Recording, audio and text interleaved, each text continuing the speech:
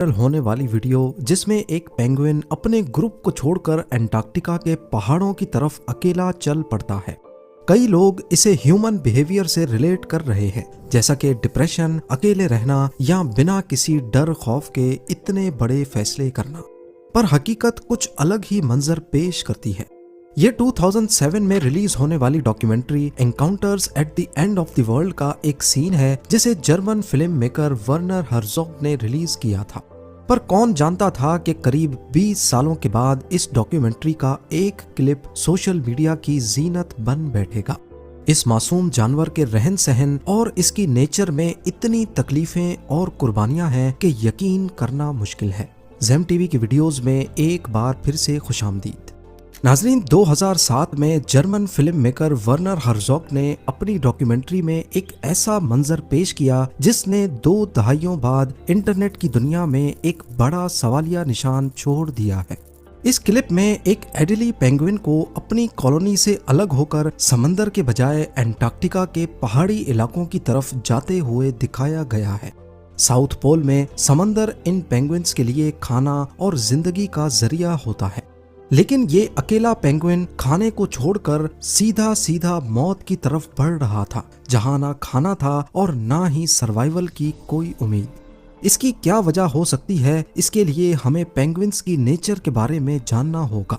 क्या वजह है कि ये मखलूक समंदर छोड़कर अंटार्कटिका में 100 किलोमीटर अंदर रहने पर मजबूर है? अंटार्कटिका जमीन का वो हिस्सा है जहां कुदरत ने किसी जानदार के लिए कोई गुंजाइश नहीं रखी। ये दुनिया का सबसे ठंडा, सबसे खुश्क और सबसे ज्यादा तेज हवाओं वाला कॉन्टिनेंट है। यहाँ हरिकेन जितनी तेज हवाओं के साथ साथ टेम्परेचर -90 डिग्री सेल्सियस तक गिरना भी नॉर्मल बात है। इतनी ज्यादा सर्दी में इंसानी जिस्म अगर ठीक से ढका ना हो तो 10 सेकंड में ही फ्रीज होना शुरू हो जाएगा। यहाँ तक के उबलते हुए पानी का गिलास हवा में उछाला जाए तो जमीन पर गिरने से पहले ही फ्रीज हो जाएगा। तो फिर सवाल पैदा होता है कि पेंगुइन्स ने इस जानलेवा सर्दी को ही अपना घर क्यों बना डाला? इसका जवाब मिलता है पेंगुइन्स के दुश्मनों और उनकी भूख में। अंटार्कटिका की जमीन भले ही बंजर और मौत का घर हो, लेकिन इसके गिर्द जो समंदर है वो जिंदगी से भरपूर है। इस ठंडे ओशन में छोटी झींगा नुमा मछलियां इतनी बड़ी तादाद में होती हैं कि ये पेंगुइन्स के लिए खाने का खजाना है। पर यहाँ पर रहने की असल वजह पेंगुइन्स के दुश्मन है, क्योंकि ये जानवर ना तेज भाग सकते हैं ना ही हवा में उड़ सकते हैं। यही वजह है कि अगर ये किसी और जगह पर होते तो शायद जंगल के शिकारी जानवर इन्हें या फिर उनके अंडे खा जाते। पेंगुइन्स की खुशनसीबी ये है कि अंटार्कटिका की सख्त सर्दी में दूसरा कोई खतरनाक जानवर कदम भी नहीं रख सकता। तभी पेंगुइन्स ने इस खौफनाक ठंड को अपनी ढाल बना लिया है। कुदरत ने भी इनके अंदर इतनी सख्त सर्दी से लड़ने की ताकत रखी है।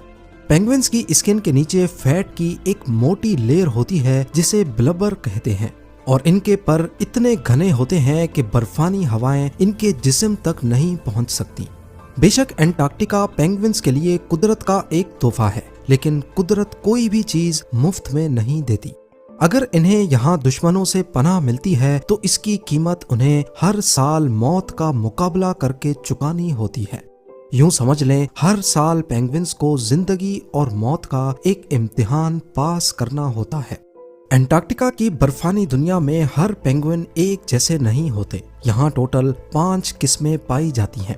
सबसे भारी और 4 फुट तक लंबे पेंगुइन्स को एम्परर पेंगुइन कहा जाता है। फिर आते हैं हेलमेट पेंगुइन या फिर चिन स्ट्रैप पेंगुइन। इनकी चिन के नीचे एक पतली काली लकीर होती है। तीसरी नस्ल है जेंटू पेंगुइन्स, जो अपनी ऑरेंज चोंच और सर पर सफेद पट्टी से पहचाने जाते हैं। फिर आते हैं मैकरोनी पेंगुइन्स, जिनके सर पर पीले रंग के स्टाइलिश पर होते हैं। और आखिर में पेंगुइन्स की वो नस्ल है जो वायरल वीडियो में देखी गई। इन्हें कहते हैं एडिली पेंगुइन, और इनकी पहचान इनकी आंखों के गिर्द सफेद रिंग से होती है। दुनिया में कहीं भी जब सर्दियों का आगाज होता है तो जानवर और परिंदे गर्म इलाकों का रुख करते हैं, लेकिन अंटार्कटिका में इसका बिल्कुल ऑपोजिट देखा जाता है। तकरीबन तमाम पेंगुइन्स की इकसाम ही ब्रीडिंग के लिए समंदर से दूर जाती हैं, ऐसा ये इसलिए करते हैं क्योंकि समंदर के करीब लेपर्ड सील्स, किलर वेल्स और परिंदों का खतरा होता है जो इनके अंडों के दुश्मन होते हैं। इसके अलावा एंटार्क्टिका में समंदर के करीब कंडीशंस काफी सख्त होती हैं। तेज हवाएं और लहरें अंडों को बहाकर भी ले जा सकती हैं। खासकर एम्परर पेंगुइन्स वो वाहिद जानवर हैं जो सर्दियों में बर्फीले पहाड़ों का रुख करते हैं, वो भी अपनी नस्ल को आगे बढ़ाने के लिए, यानी ब्रीडिंग। हर साल मई जून के महीनों में जब यहाँ विंटर्स शुरू होती हैं, एम्परर पेंगुइन्स समंदर में अपना खाना छोड़कर लाखों की तादाद में एक साथ ट्रैवल करना शुरू करते हैं।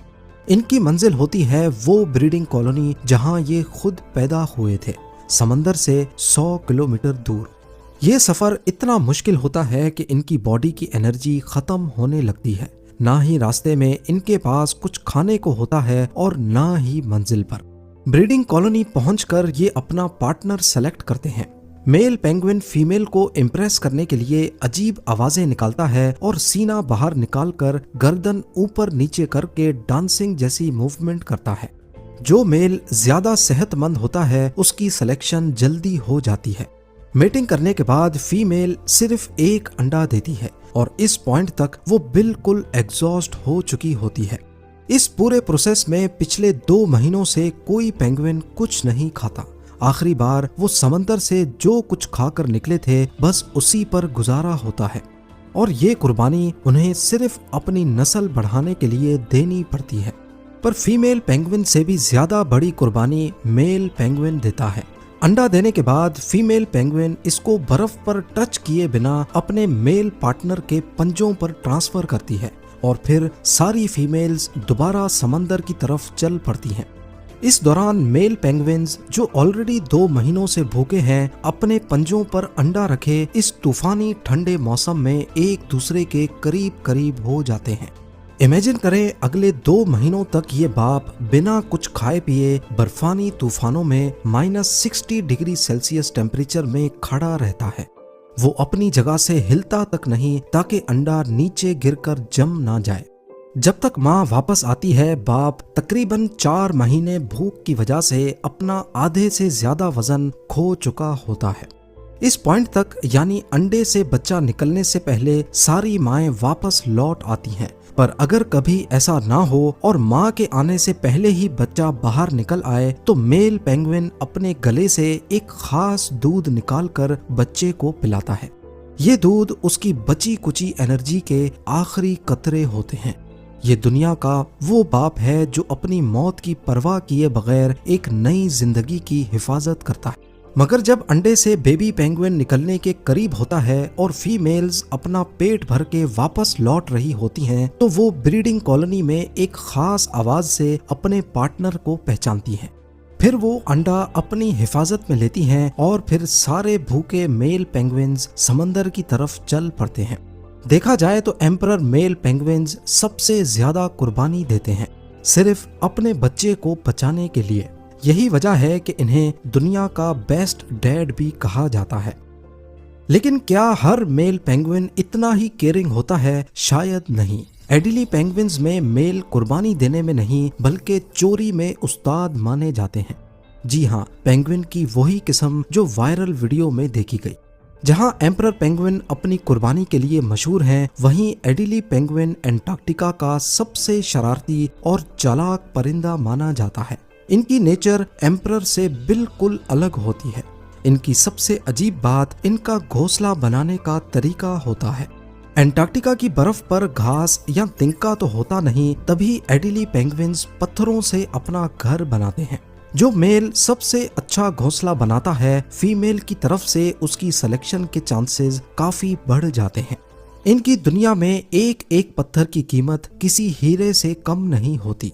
जब मेल पेंगुइन अपनी पार्टनर को खुश करने के लिए घोंसला बनाता है तो वो मेहनत करने के बजाय अक्सर चोरी का रास्ता इख्तियार करता है। जी हाँ, जब पड़ोसी पेंगुइन रास्ता देख रहा होता है तो एडिली मेल दबे पांव उसके घोंसले से पत्थर चुराता है और अपने घोंसले में रख लेता है। कभी कभी तो ये पूरा दिन एक ही पत्थर के पीछे लड़ते हुए गुजार लेते हैं। इनकी ये अजीब नेचर दिखाती है कि ये बहुत ज्यादा सोशल और हाइपर एक्टिव होते हैं। लेकिन इनका सिस्टम एम्परर से ज्यादा बैलेंस्ड होता है। इनमें बाप अकेला भूखा नहीं रहता, बल्कि माँ और बाप बारी बारी शिफ्टों में अंडे पर बैठते हैं। जब एक खाना खाने जाता है तो दूसरा पहरा देता है। इनकी ब्रीडिंग कॉलोनी एम्परर की तरह इतनी डीप तो नहीं होती, लेकिन फिर भी इन्हें 50 किलोमीटर तक अंदर जाना पड़ता है। तो फिर सवाल पैदा होता है कि इतना सोशल और होशियार जानवर जो एक एक पत्थर का हिसाब रखता है, अचानक रास्ता भटक कर मौत की तरफ क्यों निकल पड़ा। फिल्म मेकर वर्नर हर्ज़ॉग ने जब ये मंजर देखा तो वो खुद काफी हैरान रह गए। उन्होंने देखा कि एक पेंगुइन भीड़ से अलग हुआ और फिर बिल्कुल उल्टी डायरेक्शन में चलना शुरू हो गया। साइंटिस्ट ने इस अजीब रवैये को साइकोटिक ब्रेकडाउन का नाम दिया है। इंसान हो या जानवर, कभी कभी दिमाग के वायर्स क्रॉस हो जाते हैं। पेंगुइन्स के दिमाग में एक बिल्ट इन जीपीएस होता है जो उनके दिमाग के लिए एक नेचुरल नेविगेशन सिस्टम के तौर पर काम करता है। साइंटिस्ट के मुताबिक पेंगुइन्स समंदर में स्विम करते वक्त अर्थ की मैग्नेटिक फील्ड को सेंस कर सकते हैं, बिल्कुल एक कंपास की तरह। ना सिर्फ इतना, वो सूरज की पोजीशन, स्टार्स और पानी के फ्लो या स्मेल जैसे क्लूज भी यूज करते हैं ताकि अपनी डायरेक्शन याद रख सकें। जब वो कई 100 किलोमीटर दूर वापस अपनी कॉलोनी की तरफ जाते हैं तो उनका दिमाग इन तमाम सिग्नल्स को कंबाइन करके उन्हें बिल्कुल सही रास्ते पर ले जाता है। मगर कभी कभी किसी दिमागी इन्फेक्शन, पैरासाइट या सिर्फ हद से ज्यादा स्ट्रेस या भूखा रहने की वजह से इनका दिमाग ग्लिच कर जाता है। उस वक्त पेंगुइन को अपने सामने मौजूद साथी या समंदर नजर नहीं आता, बल्कि उसके दिमाग के अंदर एक गलत रास्ता फिक्स हो जाता है। लेकिन क्या आपने सोचा है कि आखिर उस पेंगुइन के साथ क्या हुआ था? क्या जानवर वाकई दुख महसूस कर सकते हैं या नहीं? साइंस इसका जवाब हाँ में देती है। जब एंटार्क्टिका की सख्त सर्दी में किसी पेंगुइन का बच्चा मर जाता है तो वो माँ बाप वहां से हटते नहीं है। वो अपने मरे हुए बच्चे के पास खड़े होकर अजीब उदास आवाजें निकालते हैं। कभी कभी तो दुख इतना ज्यादा होता है कि वो दूसरे पेंगुइन्स के बच्चों को चुराने की कोशिश भी करते हैं ताकि अपने दिल का बोझ हल्का कर सकें। तो क्या यह मुमकिन है कि उस वायरल पेंगुइन ने अपना कोई प्यारा खो दिया हो? बेशक साइंस इस रवैये को दिमागी खराबी कहती है, लेकिन देखने वालों को लगता है कि वो पेंगुइन किसी डिस्ट्रेस या डिप्रेशन का शिकार था। वर्नर हर्ज़ॉग ने जब ये क्लिप शूट किया तो उन्होंने उसे बचाने की कोशिश नहीं की, क्योंकि एंटार्क्टिका का कानून है कि आप कुदरत के निजाम में दखल नहीं दे सकते।